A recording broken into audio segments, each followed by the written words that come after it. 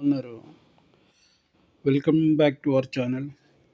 ఈరోజు మనం క్రిస్పీగా టేస్టీగా పిల్లలు ఎంతో ఇష్టంగా తినే రవ్వ దోశ ఎలా చేయాలో పక్కా కొలతలతో తెలుసుకుందాం.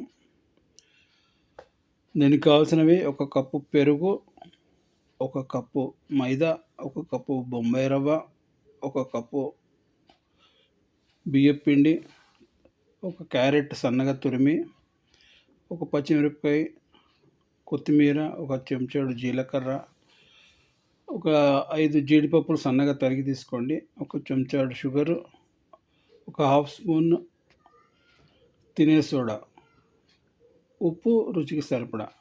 ఇవన్నీ ఒక గిన్నెలోకి తీసుకుని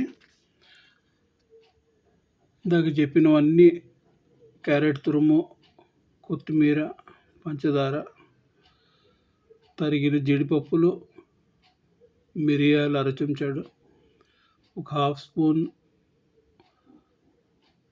తినే సోడా, వంట సోడా అంటారు, అన్నీ కలుపుకొని అన్ని గిన్నెలోకి వేసుకొని రుచికి సరిపడా ఉప్పు వేసుకోండి. వేసుకుని నీళ్లు పోసుకొని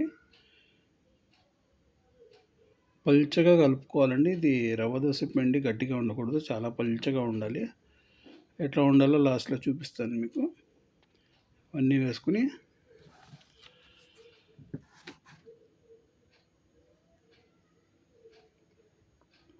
వేయటం అయిపోయిందండి. ఇందులో ఒక చిటికెడు ఉప్పు, చిటికెడు తినే సోడా, వంట సోడా అంటారు అది, ఒక రుచికి సరిపడా ఉప్పు వేసుకుని నీళ్లు పోసుకుని బాగా కలుపుకోవాలి. నీళ్ళు కొంచెం ఎక్కువనే పోసుకోవాలండి, పల్చగా ఉండాలి పిండి. చిక్కటి మజ్జిగలాగా ఉండాలి చూడటానికి. ఇట్లా గరిటెతోటి తీస్తే మజ్జిగలాగా తయారవ్వాలి, అంత పల్చగా కలపాలి. గట్టిగా కలిపితే దోశలు రావేవి. చూసారు కదా, కొంచెం కొంచెం నీళ్ళు పోసుకుంటూ పల్చగా నిదానంగా కలుపుకోవాలి.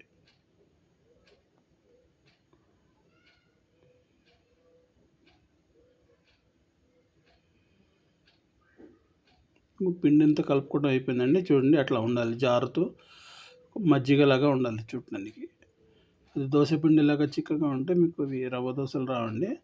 దానికి మూత పెట్టి మినిమం ఒక గంట సేపు నాననియాలండి. ఒక పక్కన పెట్టుకోండి మూత పెట్టి. అది నానిన తర్వాత స్టవ్ మీద పెనం పెట్టి వేడెక్కిన తర్వాత ఇట్లా పల్చగా పోసుకోవాలండి. ఏదైనా గ్లాస్తో కానీ కప్పుతో కానీ ఇట్లా పల్చగా పోసుకోవాలి. ఈ రవ్వ దోశకి పెనం ఎప్పుడు ఫ్లాట్గా ఉండాలండి. ఇట్లా గుంటలాగా ఉండే పెనం మీద అయితే సమగా రవ్వ మధ్యలో మందంగా అయిపోయి సమగా కాలవు. ఫ్లాట్ పెనం తీసుకుని పల్చగా మొత్తం పోసుకోండి నీళ్ళలాగా. దానిపైన కొంచెం తరిగిన ఉల్లిపాయ ముక్కలేసి బాగా కొంచెం నూనె వేసి, 2 చెంచాలు నూనె వేయండి. నూనె ఎక్కువ పడుతుంది. నూనె వేసి బాగా ఎక్కువసేపు కాలుతుందండి రవ్వ దోశ. మామూలు దోశ కన్నా ఎక్కువ టైం తీసుకుంటుంది. 2-3 నిమిషాలు బాగా కాలనియాలి.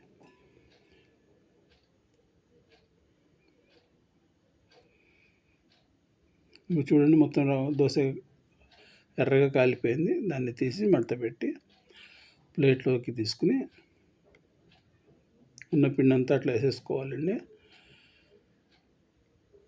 దీన్ని పల్లి చట్నీ, టమాటా చట్నీ, అల్లపు చట్నీ, ఏ చట్నీ అయినా బాగుంటుందండి.